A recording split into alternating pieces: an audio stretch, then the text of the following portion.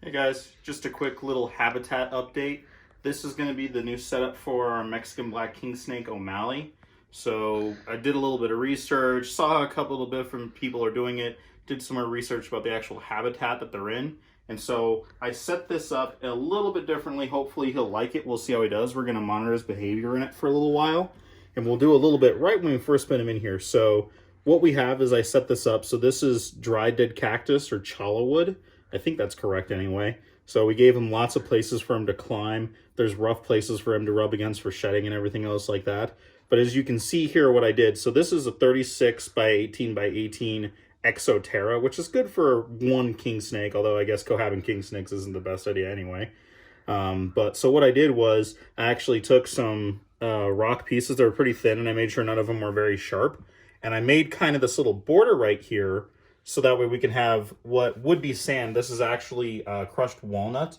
It's a little bit better. If they accidentally eat them, they can pass them a lot easier than sand, which is why I don't necessarily recommend Reptisand at all, because it can build up and impact people. So this reptiles. So this crushed walnut is a little bit better. And then over here, I have a mix of Reptisoil, which is kind of the poor man's, not the best, like bioactive substrate mixed with bigger chunks of cypress. So this is going to hold humidity really well, as well as there's a large amount of substrate in general, so we can burrow down.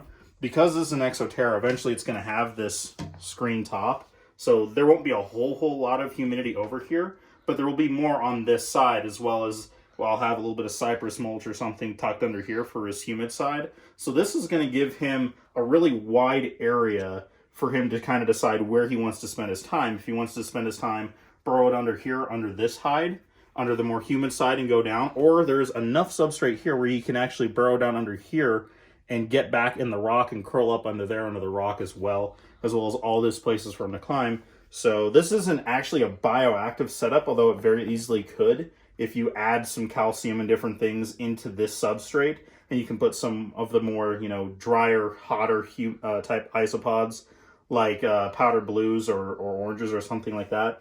But I decided to go with this little bit more natural, naturalistic setup, and we'll see how he likes it. Okay, buddy.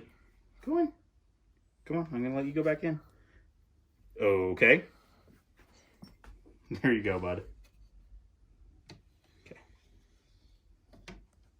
So we're just going to see what he decides to do. There's no water in here because I'm standing in the light. There's no water in here because I'm going to have to move it back to where it normally sits into the arid dry room.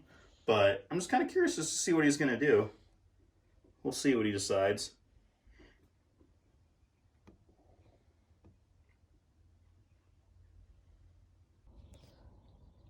Well, after about 2 weeks of him just kind of keeping an eye on him, where he's going, you can see in the sand where he's been, where he's spending his time both day and night. It looks like for the most part he's hanging out on the more sandy area or the walnut area, or he's up on the wood a lot. On a day where it got pretty warm, he did go over to the humid area and burrowed under. But for the most part, he doesn't really hide a whole lot at all. He's fairly exposed about 85% of the time, and he does like to spend most of his time either elevated up or a good part of his body on the kind of sandier side. So maybe here in a little bit we'll probably take out some of more of the coconut and cypress and stuff, and we'll put in more of the walnut bedding because it seems like he's enjoying or spending more time on that side, and we'll see and watch his behavior from there. Hope you guys enjoyed the video. If it gave you ideas about doing something like this on any of your reptile species, specifically like North American colubrid or things like that, I think those things are an amazing, somewhat overlooked type of snake that, and there's a motorcycle. Sorry about that, guys, but I think they're a really cool snake, and because their climates and things like that are so much more varied, you can do a little bit more cool little things like this where you can throw around different ideas and see what actual substrate or climate or whatever it is they actually seem to prefer. And I just think that's really cool. Hopefully you guys took something from this, gave you ideas. If you have ideas, let me know down in the comments. Please like and subscribe if you can, and I'll check you next time.